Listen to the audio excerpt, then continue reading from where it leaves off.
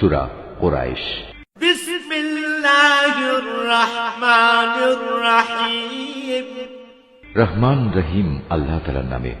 لإيلاف قريش إيلافهم رحلة الشتاء والصيف।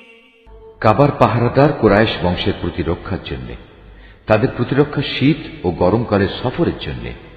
فليعبدوا رب هذا البيت।